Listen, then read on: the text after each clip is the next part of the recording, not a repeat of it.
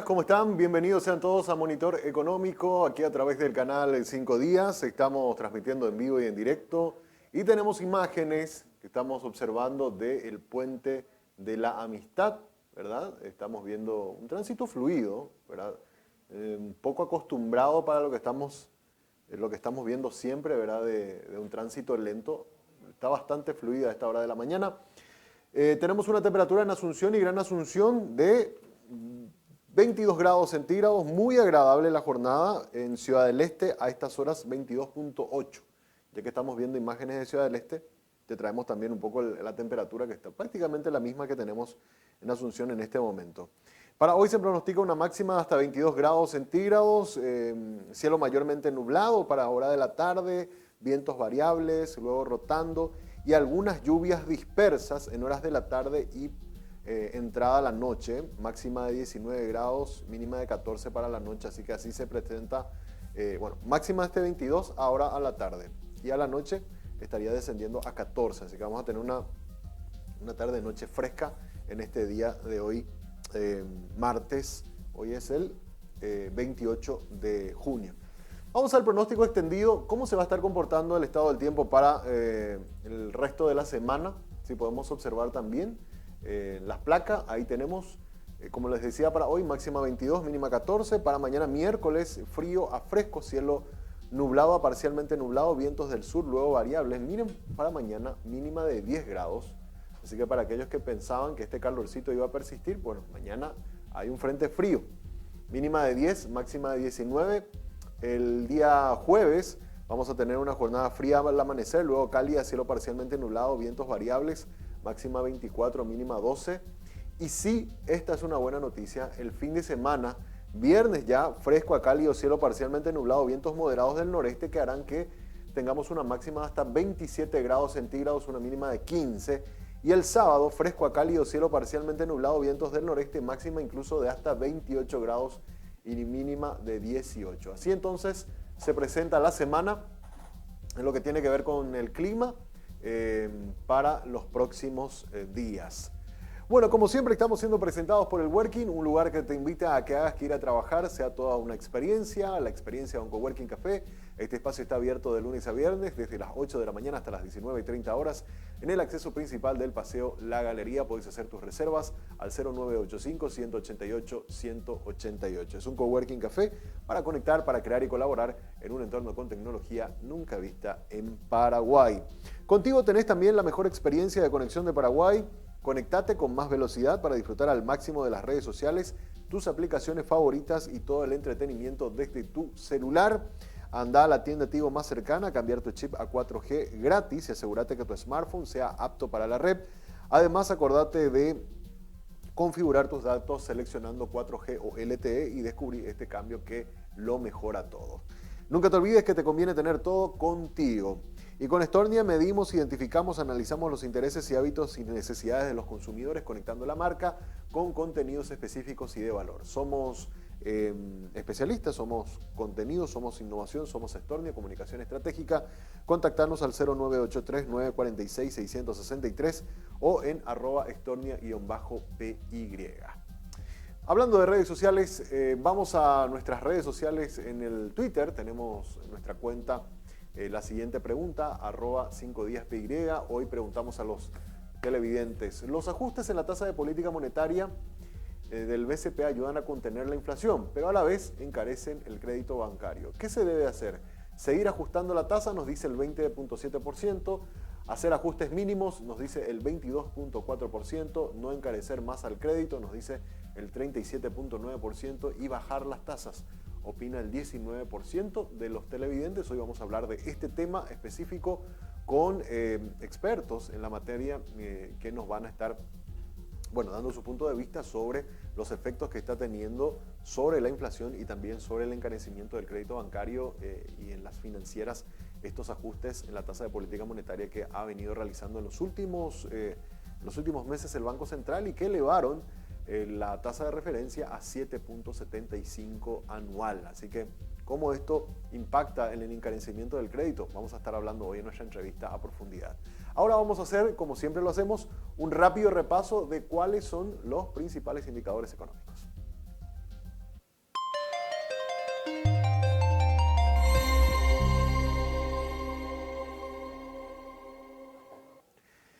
Comenzamos mirando la tabla de cotización de monedas y de monedas de en nuestro sistema cambiario, cómo están los precios. Tenemos ya los valores del real, el peso argentino, el dólar, cómo se están vendiendo, a qué precios se están vendiendo. 6.800 está el dólar en la compra, 6.880 en la venta. El real está a 1.250 a la compra, 1.330 en la venta. El peso argentino está a 28 guaraníes en la compra, 38 en la venta, y el euro está a 7.500 guaraníes en la compra, a 8.000 guaraníes en su precio de venta. Miramos también de qué manera se están comportando los precios internacionales de las materias primas. Tenemos el tablero también de los commodities, cómo abren en esta jornada de martes. $599 el precio por tonelada de la soja, que repuntó, volvió a subir su cotización en 7.25%. El trigo sí ha tenido una caída en la apertura del día de hoy, $332 el precio por tonelada, y el arroz se está vendiendo a $293 por tonelada, los precios futuros también con una leve disminución. En el caso del petróleo WTI, que había arrastrado varios días de reducción en su precio internacional, ha vuelto a recuperarse. El barril se está vendiendo a $107 el precio por barril, aumentando $3 fue la variación en la jornada de apertura del día de hoy en los precios futuros del petróleo. Miramos también cómo está el mercado de valores de Asunción, algunos datos que nos siguen mostrando cómo está, por ejemplo, las operaciones de reporto, cómo estuvieron en el mes de mayo. Le tenemos a Vasa Capital, que fue la casa de bolsa con mayor volumen de negocios en lo que tiene que ver con operaciones de reporto. 41.21% del total de las operaciones en ese mes se hicieron a través de esta casa por valor de 590.235 millones de guaraníes. En segundo lugar aparece Regional con un total de 282.713 millones, llevándose el 19.74% del total de los negocios. Avalon en tercer lugar con 200.749 millones, un 14% de participación. Cadiem, 164.263 millones de guaraníes, un 11% de participación. Investor con 146.154 millones, un 10%. Puente con 48.265 millones, con un 3.37%. En total, las operaciones de reporto se realizaron por 1.432.381 millones de guaraníes en el mes de mayo, según estos datos que nos proporciona la Bolsa de Valores de Asunción. Bueno, hasta aquí rápidamente nuestros indicadores económicos. Es momento de hacer nuestra primera pausa. A la vuelta vamos a estar mostrándoles algunos datos que surgen del informe sobre cuentas nacionales, cómo está compuesta la estructura del Producto Interno Bruto y cuál es la situación también de crecimiento o no de la economía por cada uno de los segmentos que vamos a estar observando a la vuelta de la pausa. Hacemos una pausa, a la vuelta ya venimos con el análisis del día.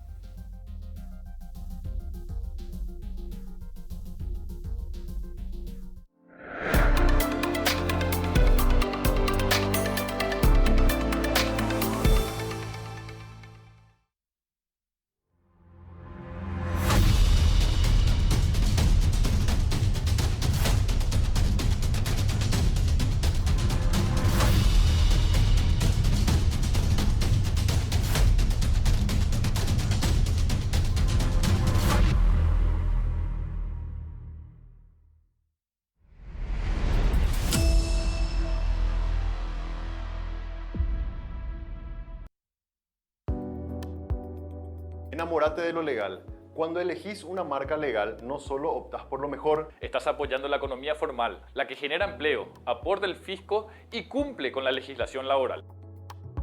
Estás premiando el esfuerzo del que crea innovando y promoviendo una economía de avanzada, la que nos hace crecer siendo competitivos. Si elegís una marca legal, le estás dando un portazo a la mentira y a la mediocridad. Cada vez que elegís una marca, le das un voto de confianza a la empresa y al trabajo paraguayo.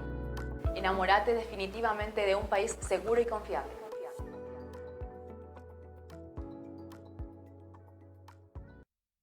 This next part's my favorite part, cause it's time to shine. Gonna do the two-step, then cowboy boogie. Grab a sweetheart.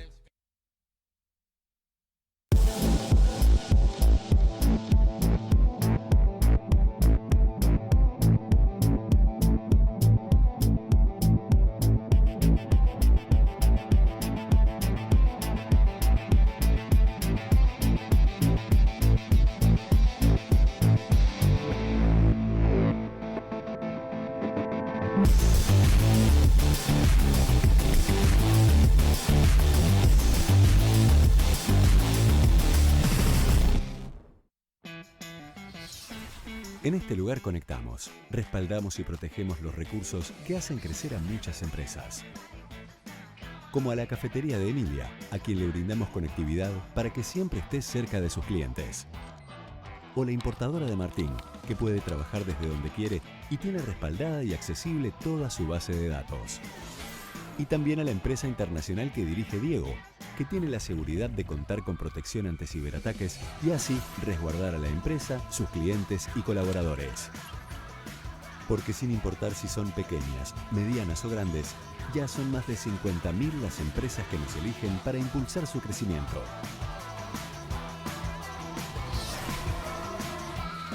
Tigo Business. Conexiones que impulsan.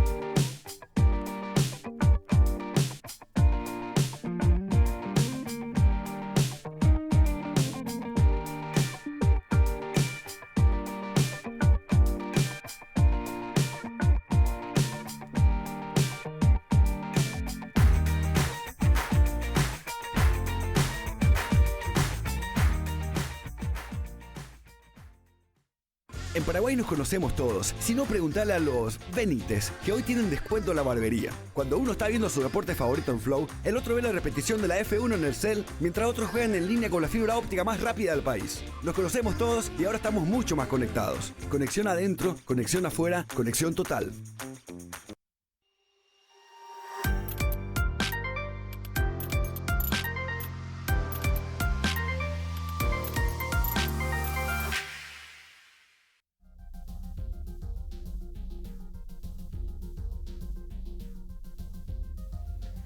Muy bien, seguimos en Monitor Económico y estamos en nuestro pequeño viaje que hacemos todas las mañanas a algún punto del mundo. Hoy nos toca volver a observar alguna ciudad, y en este caso de Noruega. ¿Se acuerdan que en estos días estábamos con algunas ciudades de Noruega? Bueno, ahora nos toca mirar esta ciudad que se llama Bergen.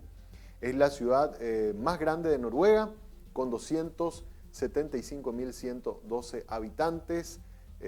Según datos de estadísticas oficiales, situada al oeste del país, albergó a uno de los más importantes políticos y gente vinculada al poder en su historia. Bergen también es un municipio, además la capital de la provincia de Hordaland. La ciudad se sitúa a la costa suroeste de Noruega, cerca del Mar del Norte, en un valle formado por un grupo de montañas conocido colectivamente como Sipfjell o las 7 montañas. Bergen es la capital oficiosa de la región y también se conoce y se promociona como la puerta de entrada a los famosos fiordos noruegos.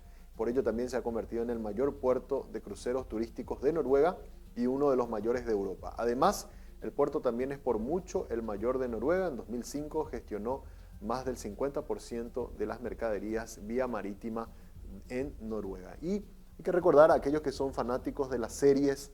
En Netflix hay una serie que se llama, justamente tiene el nombre de esta ciudad, que se llama Borgen, pero que también un poco nos lleva hasta esta ciudad en Noruega. Así que muy buena, muy linda. Estas son imágenes en vivo y en directo. Ahora son las 4 de la tarde con 17 minutos en Bergen, en Noruega. Tienen una temperatura allá de 19 grados, cielo parcialmente nublado. Una imagen realmente muy, muy bonita la que tenemos en este momento de la ciudad noruega, de esta ciudad de Noruega. Muy bien, vamos a nuestro tema de análisis del día. Hoy queremos hablar sobre la situación del Producto Interno Bruto. ¿Cómo está la economía paraguaya al cierre de los primeros 3 meses de este año? Ya salieron los datos consolidados de un informe que se titula Cuentas Nacionales y nos permiten ver lo siguiente. Vamos a ver la primera placa, que nos permite tener una idea de cómo está yendo la economía. En la agricultura, fíjense esto que está marcado en rojo, el sector agrícola que ha sido muy golpeado en el primer trimestre producto de la sequía, la actividad agrícola cayó en un 41%, 41.2%, un golpe tremendo. Hemos observado, por ejemplo, por el lado de la soja, que nos contaban los productores, ha caído un 60%, cayó este año la cosecha de soja. Normalmente suelen cosechar por año un poco más de 10 millones de toneladas y este año no alcanzaron ni siquiera los 4 millones. Estuvieron más o menos en 3.500.000 toneladas de soja. La ganadería también muy afectado el ritmo de la faena por la falta de agua. 8.7% cayó la actividad ganadera. En el lado de las manufacturas, que tiene que ver con todo el sector de la industria, ahí sí hay números positivos, un crecimiento del 4.3% se observó por lo menos en los primeros 3 meses de este año en la actividad industrial. Por el lado de electricidad y agua, con las binacionales, obviamente producto de la sequía, hubo menos aguas en los ríos y eso provocó que la producción de energía haya sido un 11% inferior a lo que habíamos observado en el primer trimestre del año pasado. Por el lado de la construcción, sí, arrancó bien el año el sector de la construcción con un crecimiento del 10.5%. En los servicios se observó una merma también del 3.9% y en impuesto a los productos un crecimiento del 1.9%.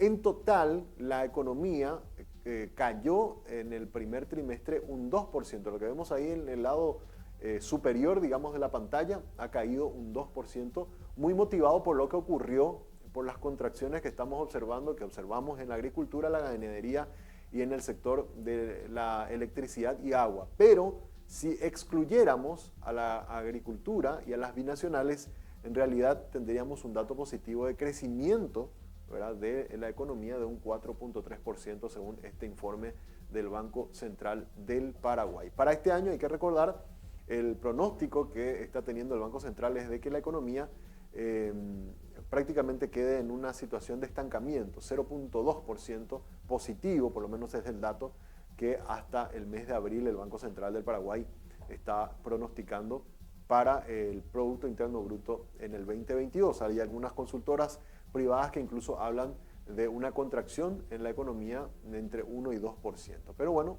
seguramente con el desempeño que tengamos en este segundo semestre, esos números se irán confirmando.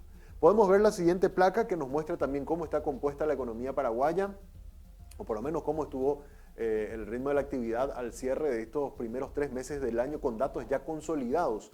Un 48% del total de la actividad económica estuvo por el lado de los servicios y el comercio, como para tener una idea de cómo este sector terciario es tan potente, tan fuerte y contribuye casi la mitad de todo nuestro Producto Interno Bruto. Un 20% estuvo concentrado por el lado de las manufacturas.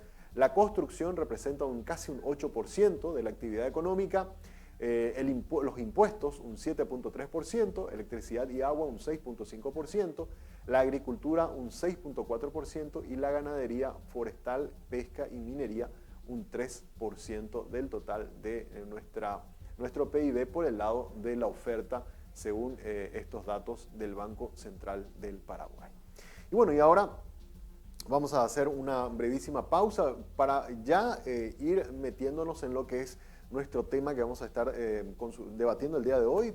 Vamos a tener un invitado especial que nos va a estar hablando sobre estos números que estamos observando, números que nos posibilitan entender cómo le está yendo a la economía, pero la idea de preguntar y de poder analizar es qué podemos esperar para el segundo semestre económico. Así que a la vuelta de la pausa hablamos con nuestro invitado, un analista económico, economista, también director del Banco Central del Paraguay, para mirar estos números y proyectarnos hacia lo que quedan de los próximos 6 meses de este año. Pausa y volvemos con esa entrevista.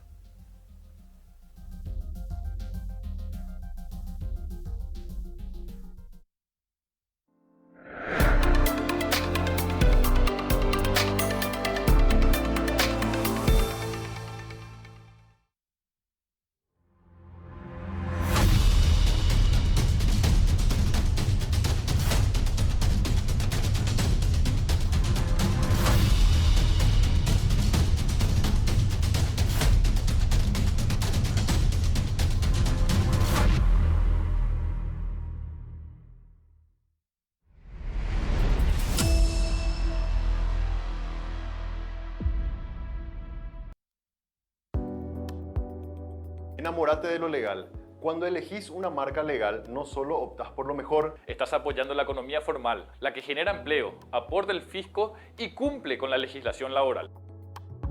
Estás premiando el esfuerzo del que crea innovando y promoviendo una economía de avanzada, la que nos hace crecer siendo competitivos. Si elegís una marca legal, le estás dando un portazo a la mentira y a la mediocridad. cada vez que elegís una marca. Le das un voto de confianza a la empresa y al trabajo paraguayo. Enamórate definitivamente de un país seguro y confiable.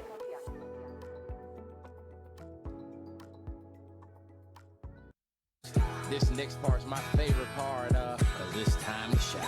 Gonna do the two-step, then cowboy boogie. Grab a sweetheart.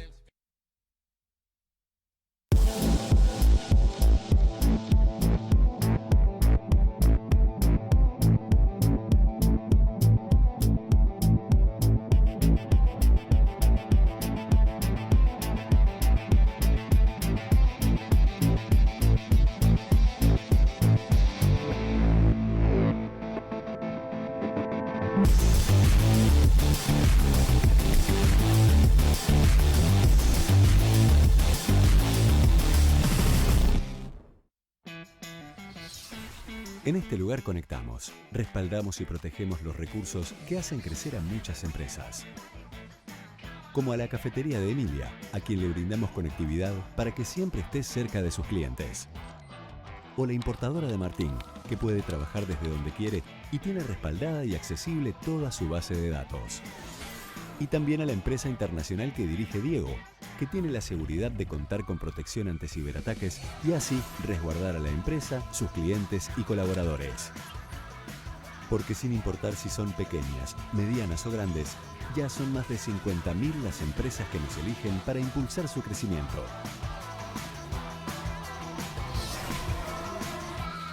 Tigo Business. Conexiones que impulsan.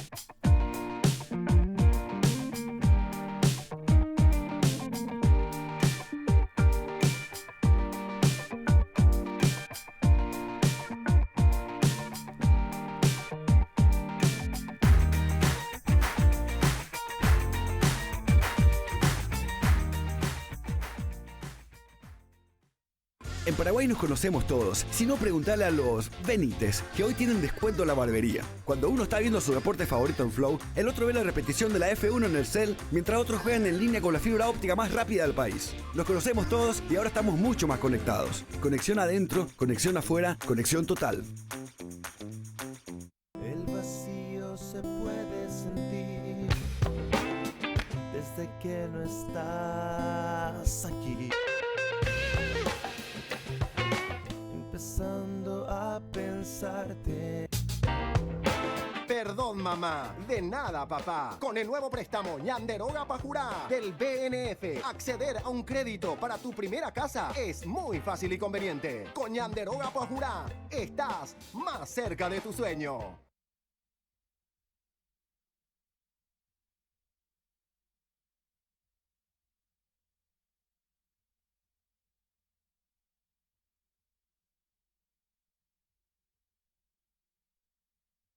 Los fondos patrimoniales de inversión son una manera sencilla y accesible para convertir tus ahorros en inversión.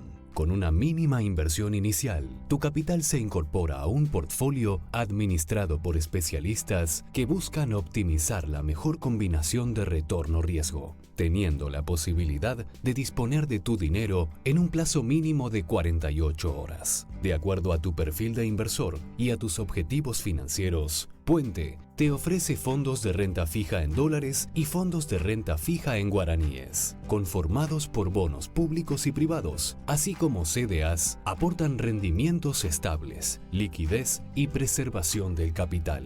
Con el asesoramiento de nuestros especialistas, invertís en el fondo que más se ajusta a tus necesidades, accediendo a reportes y análisis que te ayudarán a tomar las mejores decisiones. ¿Estás listo para convertir tus ahorros en inversión? Ingresa a puentefondos.com.py y abrí tu cuenta. Puente, administradora de fondos patrimoniales de inversión, Sociedad Anónima. Hay un JMC especial para cada negocio. Los camiones más rentables y resistentes para el trabajo, ahora con equipamiento 100% financiado. Acércate a la Feria de Camiones Especiales en Chacomer Outlet, Avenida Madame Lynch, Casi Sucre, de lunes a viernes de 8 a 18 horas y sábados de 8 a 16 horas. Garantía y respaldo de Chacomer Automotores.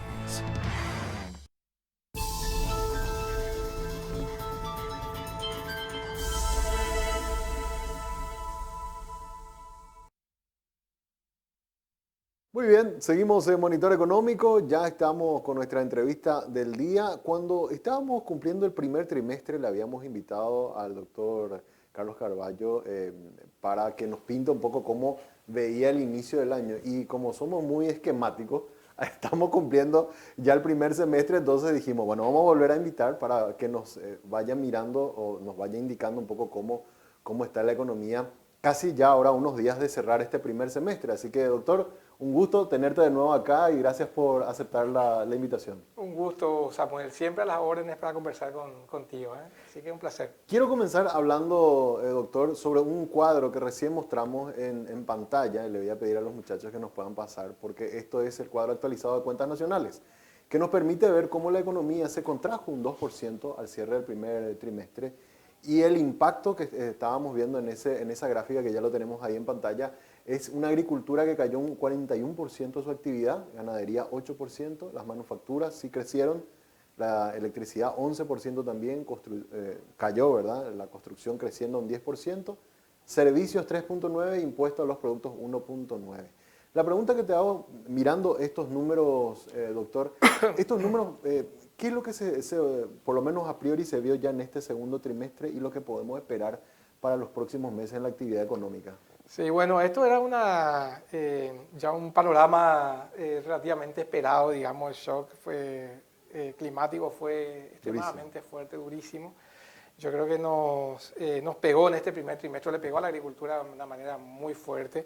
Y por lo tanto, yo creo que el comportamiento que vimos ahí, inclusive diría de que es una caída menor tal vez a la que hubiéramos esperado en un principio, digamos, ¿verdad? Pero no es una sorpresa, sabíamos que iba a ser un escenario complejo desde el punto de vista del crecimiento económico. Y el segundo trimestre, por lo que venimos acompañando el comportamiento sectorial, yo creo que vamos a tener también un comportamiento complejo, digamos. El último crecimiento interanual del IMAE fue de una caída de 6,2%, en términos acumulados, digamos, el IMAE está cayendo a mayo, digamos, en 3,6%. Entonces es probable que tengamos el segundo trimestre, digamos, tengamos números negativos del PIB de nuevo, digamos, ¿verdad? Dos trimestres seguidos de caída ya configura técnicamente una recesión, digamos, así es que se cumple eso desde ese punto de vista. Y bueno, primer trimestre tuvimos el shock básicamente climático de la sequía, el segundo trimestre tuvimos el shock climático de lluvias en momentos inapropiados que afectó la construcción, digamos. Este último dato del IMAEP, tenemos ya una leve recuperación de la agricultura, pero tenemos una caída importante, digamos, de la construcción. que nos está pegando por ese lado también, de nuevo, un shock climático. O sea, el clima, el tiempo no se está portando demasiado bien con nosotros, ¿verdad? Sí, el clima que beneficia a uno, perjudica a otro, es bastante Sí, complejo. sí, Hablaste lo del sector agrícola y bueno, quiero recordar, esta semana tuvimos una charla también con técnicos del sector productivo. Nos hablaron de que la safriña de soja estuvo muy bien, Sí. ya tuvieron rendimientos incluso históricos y que están esperando una buena cosecha por el lado del maíz.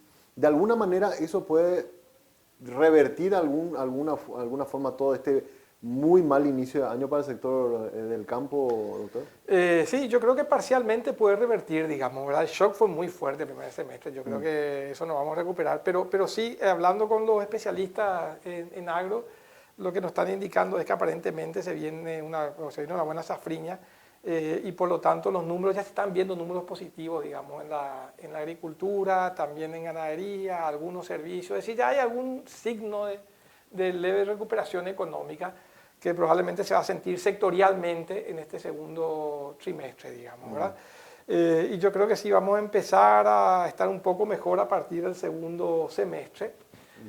Ahí tal vez si es que no tenemos ninguna sorpresa como el COVID, digamos, que estamos viendo otra vez una ola de contagio importante, vamos a ver cómo nos pega en el sector terciario, pero esperemos que no sea muy fuerte ahí. En ese sentido tal vez yo creo que podamos ver algún viso de recuperación en el segundo semestre, por más de que el efecto base ahí también nos hace muy fácil la cosa, digamos, ¿verdad? Porque hay que ver que el desempeño del segundo semestre también el año pasado fue bueno, entonces yo creo que ahí crecer sobre buen comportamiento económico tampoco es fácil, ¿verdad? Entonces yo creo que igual este año va a ser un año duro, difícil, y vamos a terminar el año con básicamente un crecimiento nulo, tal vez negativo, a no ser que las cosas mejoren realmente en forma importante, ¿no? Recuerdo que en aquella entrevista que tuvimos hace unos meses nos hablaste de un escenario posible de una estanflación y algunos colegas tuyos economistas acompañaron un poco esa teoría y otros dijeron, no, tampoco no está tan dramática la cosa, ¿verdad? Hoy con estos números y cerrando ya casi el primer semestre, ¿tu análisis es de que ese escenario persiste o no? Sí, yo creo que sí, porque, a ver, yo creo que vamos a tener probablemente tal vez 2 trimestres de crecimiento negativo. Vamos a ver, este segundo trimestre todavía está por verse, pero vamos a tener 2 trimestres de crecimiento negativo, probablemente una inflación que va a estar por encima tal vez del 8%, según lo que pronostica el Banco Central y las expectativas de los agentes económicos, digamos. Ahora, en ese escenario, entonces, podemos llamarlo como querramos, ¿verdad? Pero vamos a tener un escenario de bajo crecimiento económico o nulo crecimiento económico, o negativo tal vez, y inflación alta, ¿verdad? Ese es el escenario. Y yo creo que tal vez para el año que viene, si las cosas funcionan bien, la economía se puede comenzar a recuperar un poco, pero vamos a seguir conviviendo con una inflación más alta de lo que estamos acostumbrados los paraguayos, ¿verdad? Esa es una realidad con la cual vamos a convivir, ¿verdad? Y este año tampoco, este año y tal vez el próximo, el entorno internacional tampoco nos va a ayudar. Eso es una realidad también, digamos. Totalmente. 7.75% de la tasa actual del Banco Central del Paraguay, que volvió a ajustar en estos días su tasa de política monetaria, y parece como que todos los ajustes son insuficientes para contener esta ola inflacionaria que estamos teniendo este año. La pregunta que muchos nos hacemos es, ¿qué más se puede hacer aparte de ajustar, de encarecer el costo del dinero? ¿Hay alguna otra medida que quizás desde el Ejecutivo, no sé, desde Hacienda o de otro actor se pueda tomar para tratar de tener este efecto que está buscando el Banco Central, doctor?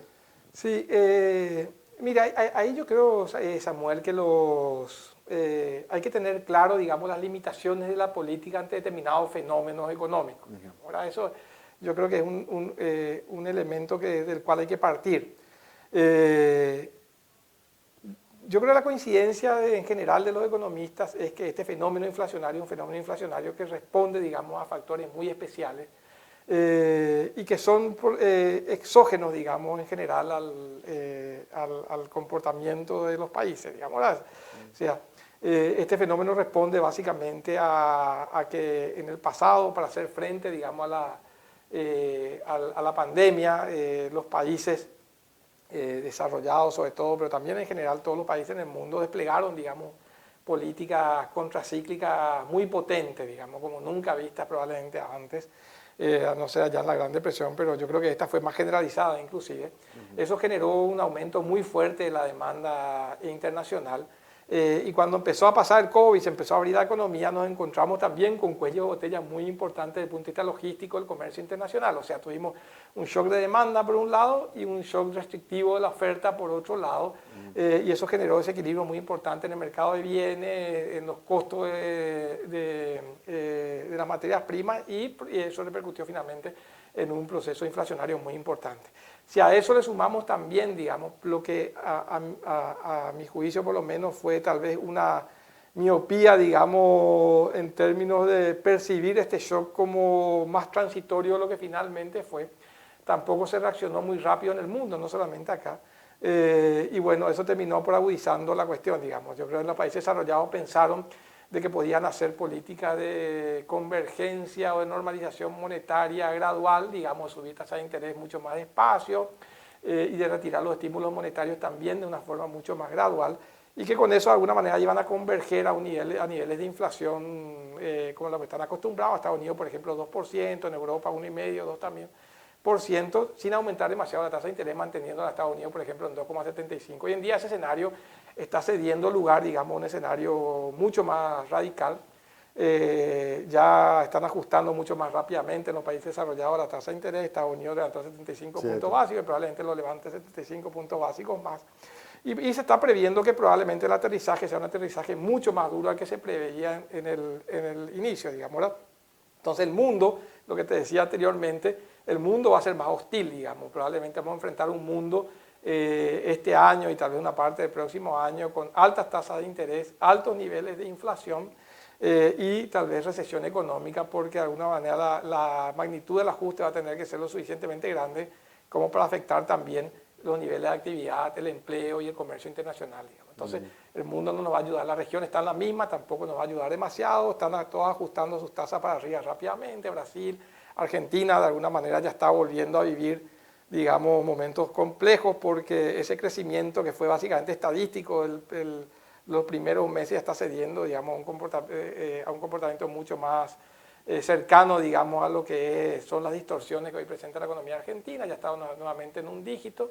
El año pasado, cuando cayó muy fuerte, digamos, en el post-pandemia, y con una inflación que tal vez va a llegar, digamos, a los 3 dígitos en Argentina a final de año, según vaticinan algunos especialistas económicos, con tasas de interés que ya están cercanas al 50% también. Entonces, es un escenario complicado y por lo tanto,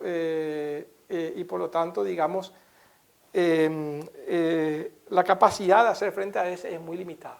No obstante, ya yendo a tu pregunta, si me permitís ahí, habiendo hecho, digamos, ese panorama, digamos, que estamos viviendo, yo creo que la política monetaria tiene un rol muy importante hoy. Digamos, el hecho que la tasa de política monetaria esté en 7,75 es una necesidad.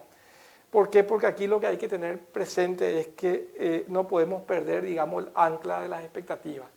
Yo creo que si bien la potencia de la política monetaria para hacer frente a los shocks exógenos es muy limitada, porque son shocks básicamente que vienen de afuera, son shocks de oferta, etc. Entonces, el canal de transmisión de la política monetaria vía restricción de la demanda y vía restricción del crédito probablemente no sea muy operativo, pero el canal de las expectativas sí está abierto. Y lo que estamos viendo últimamente es que las expectativas aquí en Paraguay se empezaron a desanclar un poquito. Ya si vemos el EVE, digamos, ya los agentes económicos no esperan que en el horizonte de política monetaria la inflación sea del 4%, están esperando una inflación de 4,5%. Entonces, hoy la tasa de política monetaria que nosotros tenemos es una tasa que todavía está cercana a nivel neutral, considerando, digamos, una inflación meta de 4% y una tasa probablemente política monetaria neutral que esté entre 2,5% y 3%. Probablemente estamos cerca del nivel neutral, digamos, de la política monetaria. Pero cuando las expectativas se desanclan y cuando la gente piensa que en el horizonte de política monetaria la inflación va a ser más alta de lo que anunció el Banco Central, o sea, le empiezan ya a no creer, yo creo que en ese caso la política monetaria tiene que ser incluso contractiva, digamos, claro, para lograr de alguna manera anclar esas expectativas y evitar, digamos, que la inflación pierda su rumbo, digamos. Por tanto, yo creo que es necesario lo que vino haciendo el Banco Central, Y por lo tanto eso es lo que se debía hacer según mi opinión. O sea, lo que estamos atacando de alguna manera es más la expectativa que otra cosa de los principales agentes, ¿verdad? Con esos ajustes. Claro, sí, sí. Sí, no, y sin duda. Pero yo creo que las expectativas son muy importantes, digamos, Sí, ¿verdad? claro. Porque si la gente empieza a no creer que la inflación en el futuro Va a volver va a volver a lo que, o va a converger, digamos, a la meta del Banco Central, entonces, bueno, ahí se pierde capacidad después de controlar la inflación, se pierde credibilidad, etcétera, y bueno, eso sería un escenario bastante complejo, ¿verdad? Totalmente. Pero por otro lado, también una cosa que yo vine escuchando ahora últimamente es que la política monetaria del banco, que mucha gente criticaba la política monetaria que se venía desplegando, que es la misma que se está básicamente haciendo en el resto del mundo también, sí. digamos, ¿verdad? Porque había ahí un riesgo, digamos, de encarecer el crédito. Ahí lo que hay que decir también es algo, siendo muy riguroso, digamos, lo que hay que decir ahí es que no es solamente el ajuste de tasa de política monetaria lo que puede encarecer el crédito. Las expectativas de inflación futura también encarecen el crédito, porque aquí lo que importa es básicamente la tasa de interés nominal, la tasa de interés nominal, la tasa de interés real más las expectativas de inflación. Si nosotros no hacemos nada para contener la inflación y para converger las expectativas a la meta del Banco Central, entonces la señal que estamos pasando a los agentes económicos es que la inflación futura va a ser más alta. Entonces, de todas formas, las tasas de interés se van a ajustar hoy si nosotros tenemos una política monetaria pasiva, con el agravante de que si nosotros no ajustamos la tasa, mientras el resto del mundo sí ajusta, lo que vamos a tener además de todo eso son básicamente una depreciación del tipo de cambio respecto al resto del mundo, porque nuestra tasa va a ser más baja, digamos, el ajuste de nuestra tasa va a ser más baja que el ajuste de las tasas del resto del mundo de la región, y con eso vamos a impactar de nuevo la inflación y una expectativa de evaluación más alta también, hoy encarece la tasa de interés también. Entonces, lo que yo creo que acá el principal mal que tenemos nosotros, que va a encarecer el crédito, que va a generar o que puede generar de alguna manera también incertidumbre y por lo tanto levantar de alguna manera todos los costos de la economía también hoy, que genera pobreza, que genera desigualdad, etcétera, la tasa de inflación. Eso es lo que hay que combatir hoy día. Totalmente.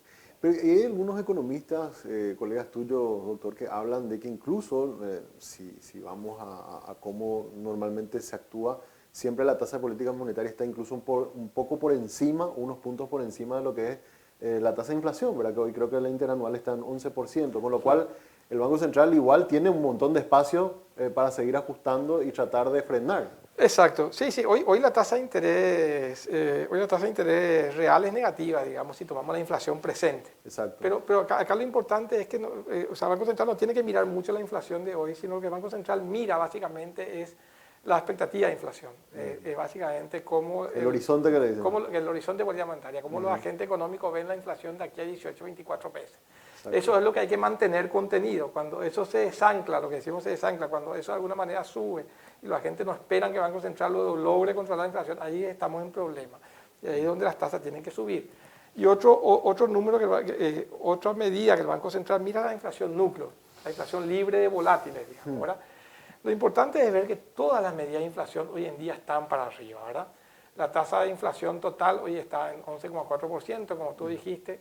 La inflación núcleo, que es la inflación que mira el Banco Central, hoy está en 6,8% interanual. O sea, hoy en día ya la inflación núcleo está por encima, digamos, del rango, digamos, más alto, digamos, o el rango superior, digamos, que contiene la inflación. O sea, está por encima de 6%.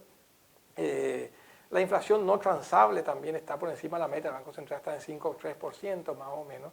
Eso sí, lo que significa es que ya uno no puede ya hoy en día decir que la inflación es solamente un fenómeno importado, digamos, ¿verdad? Entonces, ya es también un fenómeno local, ya ha contagiado otras medidas de inflación y por lo tanto hay un rol muy relevante para la política monetaria en ese escenario. Un tema que no quiero dejar de tocar, doctor, tiene que ver con esta fecha, yo lo calificaría hasta de histórico. El próximo lunes las transferencias a través del CIPAD van a poder hacerse 24 horas, algo que hace mucho tiempo venimos esperando los consumidores, ¿verdad? Y es un gran paso que se da también para todo el sistema financiero. Es fantástico. Yo creo que, si no me equivoco, no me quiero equivocar, pero yo creo que estamos entre los 3 países que tenemos, que tenemos transferencias 24/7, ¿verdad? Brasil, México, nosotros, no sé si hay algún otro por ahí. Pero yo creo que es una conquista histórica, digamos, ¿verdad? Y no solamente el sistema financiero, sino que yo creo que la sociedad en su conjunto se va a beneficiar con esto, ¿verdad? O sea, le da muchísima eficiencia al sistema, de alguna manera alienta a la gente a que confíe en el sistema financiero, es un servicio adicional, digamos, que se le da a la sociedad. Yo creo que me consta porque en su momento estuve en el Banco Central, sé el esfuerzo que llevó de alguna manera a construir esto, ya desde el CIPAP original, digamos, haber llegado hasta acá, de alguna manera fue un trabajo de construcción por etapas, muy importante, y que generó mucha confianza en el sistema financiero. Yo creo que el CIPAP le dio otro nivel, digamos, al sistema financiero paraguayo. Yo creo que eso es muy relevante, digamos, ¿verdad? Sí. Realmente es algo fabuloso, ¿verdad? Sí. Y una cosa que, por lo menos en este debate que se dio hace un mes y medio más o menos sobre si se cobraba o no, yo creo que lo más relevante que se ha notado es que la gente se empoderó. Es como que la gente mostró un celo incluso hasta por el CIPAP, porque todos de alguna forma valoramos la posibilidad de poder hacer transferencias incluso de montos pequeños. Es como que nos ayudó a todos a utilizar un canal electrónico de pago que quizás antes no teníamos y que realmente es muy apreciado por toda la ciudadanía. Muy apreciado, muy necesario en todo este proceso de darle seguridad, digamos, a las transferencias y de alguna manera ir compitiendo contra el efectivo, que es una cuestión cultural tan fuerte y tan arraigada en nuestra sociedad, digamos.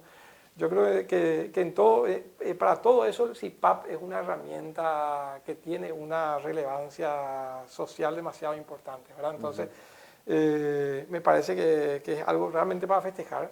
Es un logro muy importante de la sociedad, yo diría, ¿verdad? Porque todos los paraguayos probablemente pueden beneficiarse o todos los paraguayos que están de alguna manera en el sistema financiero pueden beneficiarse de ese instrumento, ¿verdad?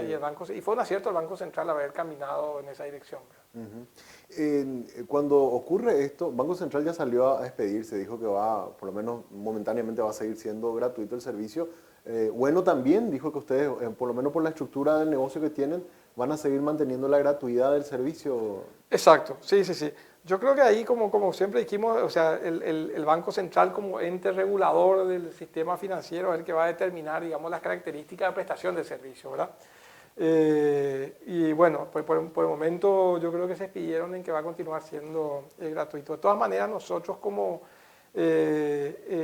esquema, digamos, de negocio y de inserción financiera de bueno, digamos, nosotros determinamos que la gratuidad del servicio, nosotros no vamos a cobrar, independientemente de que el Banco Central eventualmente lo pudiera habilitar, nosotros no vamos a cobrar porque eso forma parte, digamos, de lo que nosotros le dijimos a la sociedad cuando lanzamos el proyecto de banca digital. No cobrar transferencias, no cobrar saldo mínimo en cuentas, digamos, no cobrar aperturas de cuentas, etcétera, porque nuestro negocio tiene una fuerte impronta de inclusión financiera. Exacto. Nosotros somos una entidad donde tenemos un pilar digital muy importante que hace, digamos, al factor diferenciador, digamos, del negocio que nosotros estamos impulsando, digamos, con el resto de las instituciones.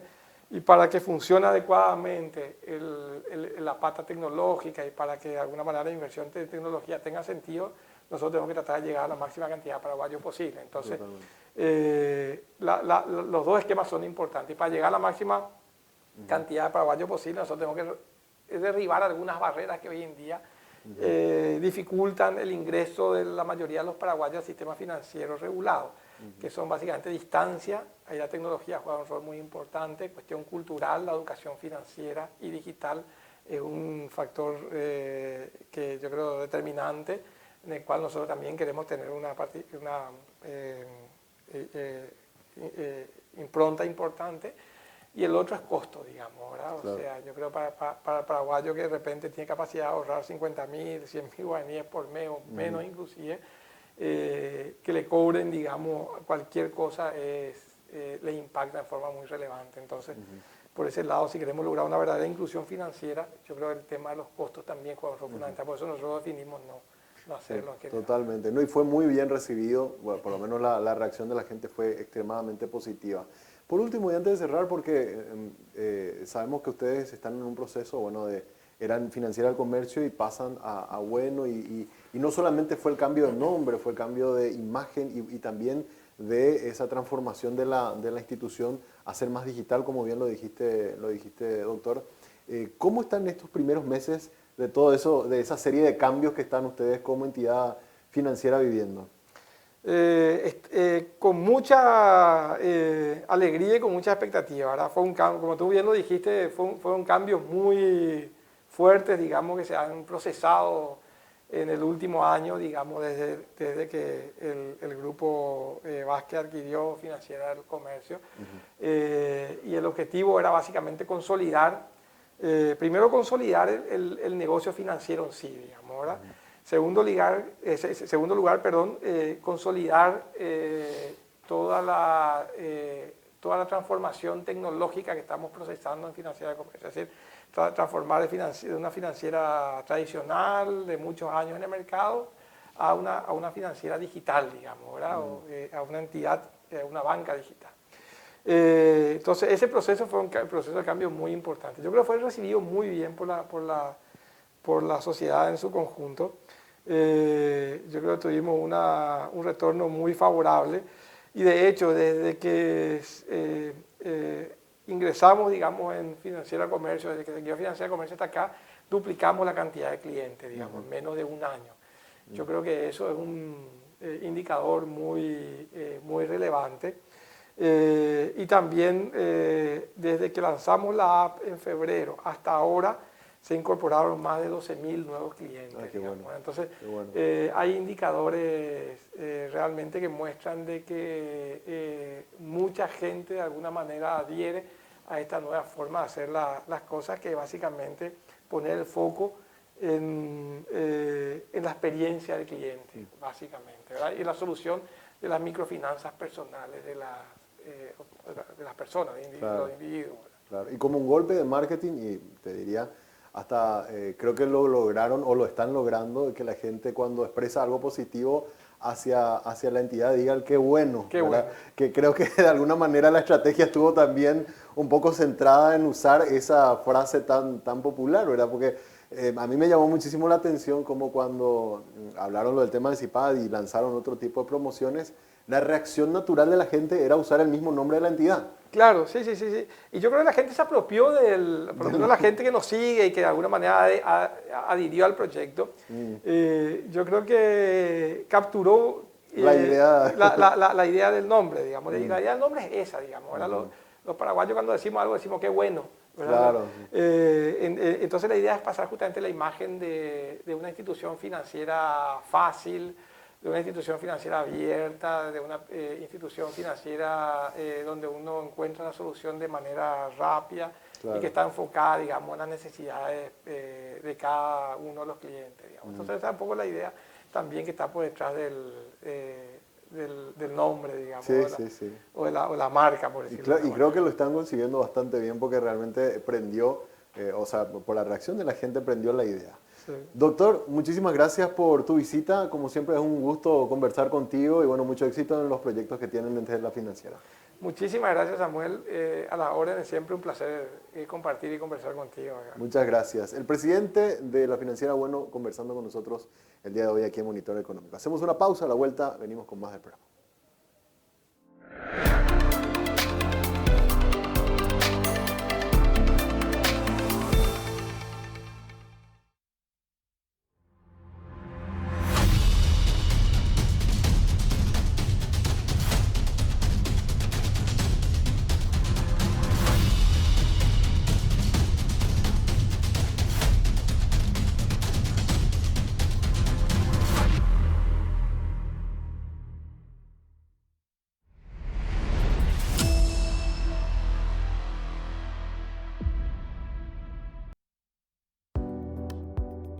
Enamórate de lo legal. Cuando elegís una marca legal, no solo optás por lo mejor, estás apoyando la economía formal, la que genera empleo, aporta el fisco y cumple con la legislación laboral. Estás premiando el esfuerzo del que crea innovando y promoviendo una economía de avanzada, la que nos hace crecer siendo competitivos.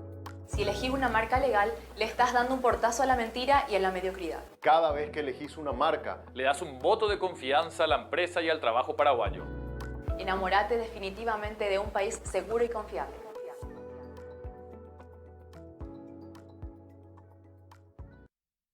This next part's my favorite part of this time to shine.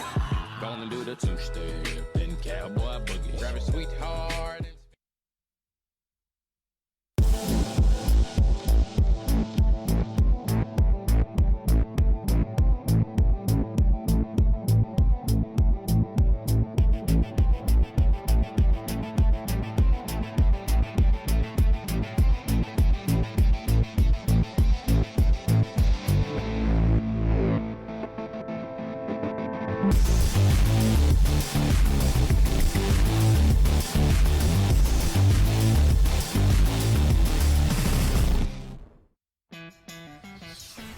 En este lugar conectamos, respaldamos y protegemos los recursos que hacen crecer a muchas empresas. Como a la cafetería de Emilia, a quien le brindamos conectividad para que siempre esté cerca de sus clientes. O la importadora de Martín, que puede trabajar desde donde quiere y tiene respaldada y accesible toda su base de datos. Y también a la empresa internacional que dirige Diego, que tiene la seguridad de contar con protección ante ciberataques y así resguardar a la empresa, sus clientes y colaboradores. Porque sin importar si son pequeñas, medianas o grandes, ya son más de 50.000 las empresas que nos eligen para impulsar su crecimiento.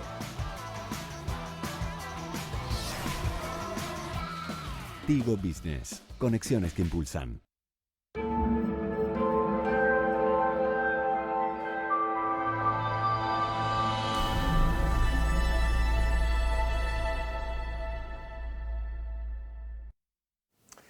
Muy bien, seguimos en Monitor Económico y ahora es momento de ir a nuestro monitor global. ¿Cómo están las economías de la región o cómo cerraron en este primer trimestre?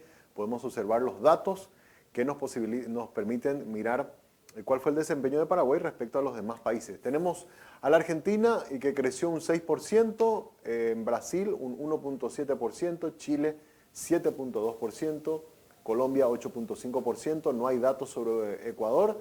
Paraguay, como ya bien comentamos durante el programa, ha caído su economía un 2%, principalmente producto del efecto que sufrió el sector agrícola y ganadero.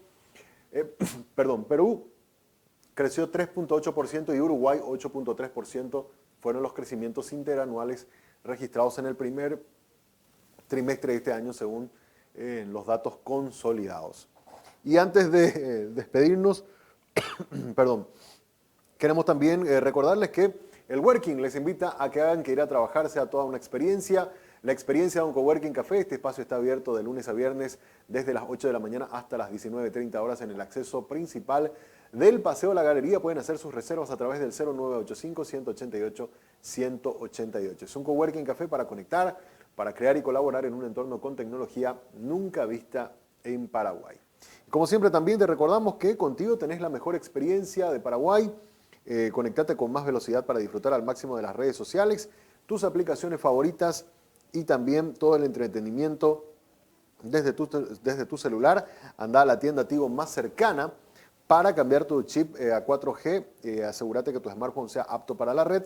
Acordate de configurar tus datos móviles seleccionando la opción 4G o LTE y descubrí este cambio que lo mejora todo.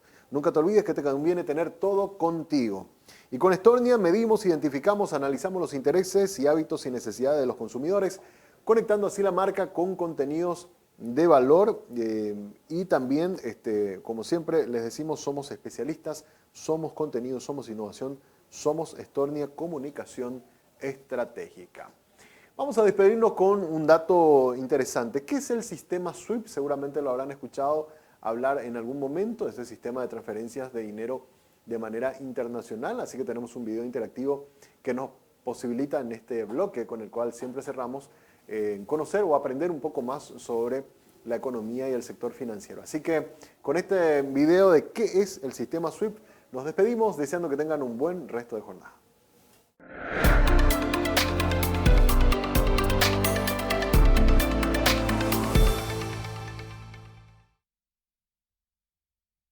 En los últimos días, seguramente habrás escuchado que una de las principales sanciones que se quiere imponer a Rusia es la expulsión de los bancos rusos del sistema SWIFT. Por ello, si quieres aprender qué es el SWIFT y qué impacto podría tener para la economía de Rusia, no te pierdas este vídeo.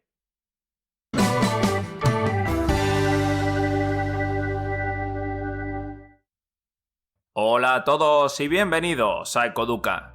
En el vídeo de hoy vamos a ver ¿qué es el SWIFT?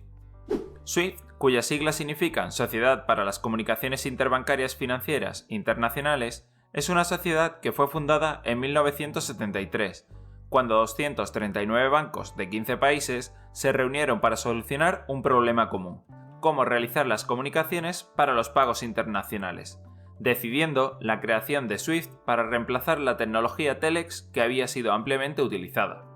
En 1977 se comenzó a utilizar SWIFT como sistema de comunicación interbancaria. Con el paso del tiempo, más bancos se han ido incorporando a esta sociedad y hoy en día es utilizada por más de 11.000 instituciones financieras en más de 200 países, registrando en 2021 más de 42 millones de mensajes por día entre las instituciones. Las oficinas centrales de SWIFT se encuentran en Bélgica, aunque tienen oficinas en numerosos países, entre los que se encuentran, por ejemplo, España, Estados Unidos y Rusia. Vale, pero ¿y cómo funciona la comunicación entre los bancos? SWIFT utiliza una plataforma estandarizada de comunicación para facilitar la transmisión de información y que se pueda realizar de forma sencilla y rápida. Para ello, se utiliza el código SWIFT, que también es conocido por un acrónimo más breve llamado BIC. Se trata de una combinación alfanumérica de entre 8 y 11 dígitos que se emplean para identificar el banco de destino de una transferencia bancaria internacional. Con este código se puede identificar la entidad bancaria, el país y la región referida. Los 4 primeros dígitos son los que identifican el banco en cuestión. Los 2 siguientes aportan información sobre el país al que pertenece la entidad. Los 2 que le siguen delimitan la localidad en la que se encuentra la oficina central y los 3 últimos dígitos del código son opcionales. Se emplean para indicar cuál es la oficina bancaria desde la que se opera. Lo habitual es que estos 3 últimos dígitos no se incluyan en las transferencias o aparezcan con una triple X. Hasta febrero de 2016, los países de la zona SEPA, Zona Única de Pagos en Europa, tenían que utilizar el código SWIFT o BIC junto con el código IBAN para realizar operaciones transfronterizas. Actualmente, el código SWIFT ya no es exigible entre países que pertenezcan a la zona SEPA, donde solo se utilizará el código IBAN. Sin embargo, sí debe utilizarse en operaciones internacionales en las que se interactúe con bancos no pertenecientes a esta área. Los 2 objetivos principales del código SWIFT son incrementar la seguridad en los envíos de dinero entre distintos países y evitar errores a la hora de emitir cualquier transferencia o realizar un pago. Sin embargo, este código no solo implica una mejora en la seguridad de las acciones mencionadas, también se han reducido los tiempos de espera para la realización de las mismas, así como las comisiones que se les aplican. Perfecto, ahora que ya hemos entendido qué es el SWIFT y cómo funciona, ¿por qué puede suponer una sanción para un país que sus bancos se han expulsado de este sistema de comunicación? Pues bien, la expulsión de los bancos rusos del sistema SWIFT implicaría que los bancos rusos no podrían confirmar las operaciones con el resto de instituciones financieras y por tanto no se podría realizar ningún pago o transferencia a otros bancos de la red SWIFT. Esto podría suponer una grave amenaza a la economía rusa, ya que pondría en peligro las exportaciones e importaciones del país al no poder realizarse los pagos correspondientes. Además, tampoco se podrían realizar pagos o transferencias entre bancos rusos que estén conectados por la red SWIFT, con lo que incluso los movimientos de dinero dentro de Rusia se verían afectados. Este hecho podría poner en peligro la estabilidad económica de los bancos, ya que obligaría a utilizar dinero en efectivo para realizar las compras y ventas, y estas retiradas de efectivo podrían poner en peligro la situación financiera de los bancos rusos. Sin embargo, Rusia no sería el primer país en ser expulsado del sistema SWIFT. Irán estuvo desde 2012 a 2016 fuera del sistema de pagos internacional. Tras la desconexión de los bancos iraníes de SWIFT, el país perdió casi la mitad de sus ingresos por exportación de petróleo, además del 30% de su comercio exterior. Y eso a pesar de que el país se las ingenió para seguir vendiendo petróleo a China a pesar de las sanciones internacionales que impedían el comercio internacional iraní. En cualquier caso, a Europa no le interesa desconectar totalmente a Rusia del sistema SWIFT, ya que por la dependencia energética de Europa con Rusia, le interesa que se puedan seguir realizando pagos entre los bancos rusos y el resto de bancos europeos. Por ello, las sanciones que se plantean por el momento detallan únicamente la exclusión de determinados bancos rusos.